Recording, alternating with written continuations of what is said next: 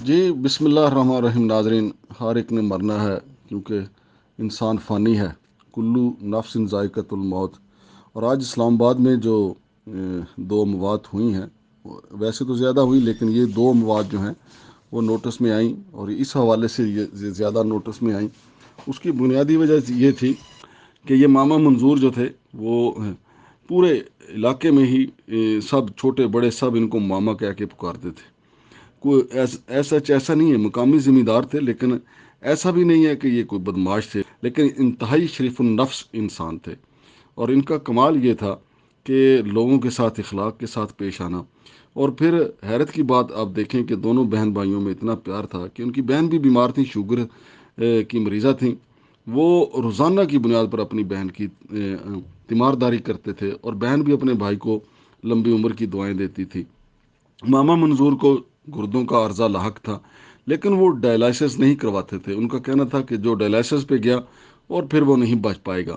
اور ناظرین، یہ ان کا توکل اور عقیدہ دیکھیں کہ 1 سال پہلے انہیں جب کرونا ہوا تو ان کو پیمز لے جایا گیا، لیکن پیمز والوں نے کہا کہ پہلے ہم ڈائلائسس کریں گے۔ تو ماما منظور جو ہیں وہ پیمز کے ڈاکٹروں کو اور ان کے بیڈ کو چھوڑ کے وہاں سے اپنے گھر چلے گئے اور کہا کہ ڈائلائسس میں نہیں کراؤں گا۔ اور پھر اللہ کا کمال دیکھیں کہ گھر گئے تو کرونا سے بھی ٹھیک ہو گئے، اور ڈائلائسس کا معاملہ 1 سال چلتا رہا۔ اور میں ان کی اس بات سے متفق ہوں کہ اگر وہ ڈائلائسس کرواتے تو جلد ہی دنیا چھوڑ جاتے۔ وہ ڈائلائسس کے بغیر جو ہے وہ انہوں نے 1 سال گزارا۔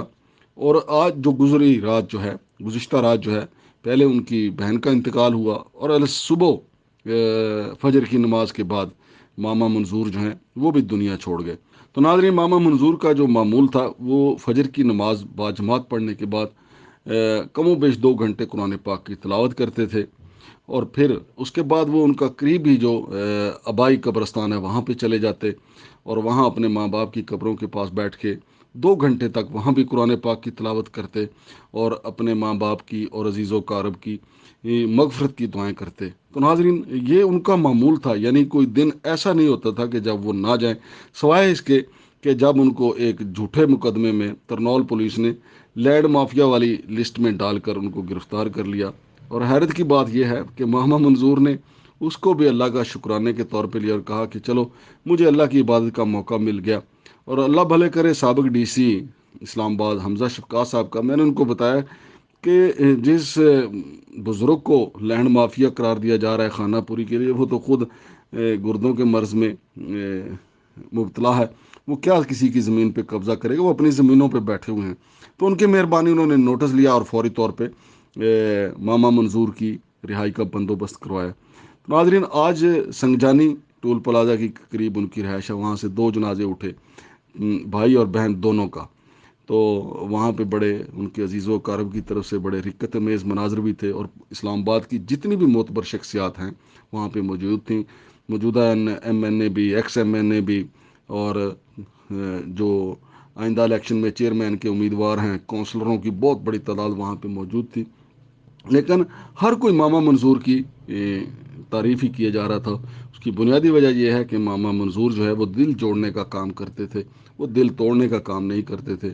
اور ان کی یہ بڑی خاصیت تھی کہ اپنے قرب و جوار میں جو ان کے بے شک عزیز تھے یا نہیں تھے، اگر کسی کو ضرورت ہوتی تو ماما منظور ان کی مدد کے لیے فوراً پہنچ جاتے تھے۔ لیکن ماما منظور کی اصل جو لو جو تھی وہ اللہ کے ساتھ لگی ہوئی تھی، کہ فجر کی نماز باجماعت پڑھنا، پھر قرآن پاک کی تلاوت کرنا، اور پھر 2 گھنٹے تک قبرستان میں جا کے اپنے والدین اور عزیز و اقارب کی مغفرت کے لیے دعائیں کرنا۔ اور اس کے بعد 1 گھنٹہ وہ صرف مقامی طور پہ جو عثمان آئل فیکٹری وہاں پہ جاتے تھے، وہاں پہ گپ شپ کرتے تھے، اور پھر نماز ظہر کے لیے مسجد میں چلے جاتے تھے۔ تو ناظرین، اس میں خبریت والی بات یہ تھی کہ آج ان دونوں بہن بھائیوں کا جنازہ تھا، یعنی بہن اپنے بھائی کو دعائیں دیتی تھی لمبی عمر کی، اور بھائی اپنی بہن کو لمبی عمر کی دعائیں دیتے تھے، لیکن آج دونوں ہی دار فانی چھوڑ کے اللہ کو پیارے ہو گئے۔ اللہ ان کا اگلا جہان آسان کرے۔ تو ماما منظور کے بارے میں یہ بھی کہا جاتا تھا کہ وہ پورے شہر کے ماما ہیں۔ ہم نے سنا ہے کہ ماما سارے شہر دا، لیکن میں نے آنکھوں سے بھی دیکھا ہے کہ واقعی وہ ہر ایک کو، ہر بچے کو اپنے بیٹے، اپنے بھانجے، اپنے بھتیجے کی طرح ہی لیتے تھے، ہر ایک کے خیر خواہ تھے۔ اللہ تعالیٰ ان کی اور ان کی بہن کی آخرت کی منزلیں آسان کرے۔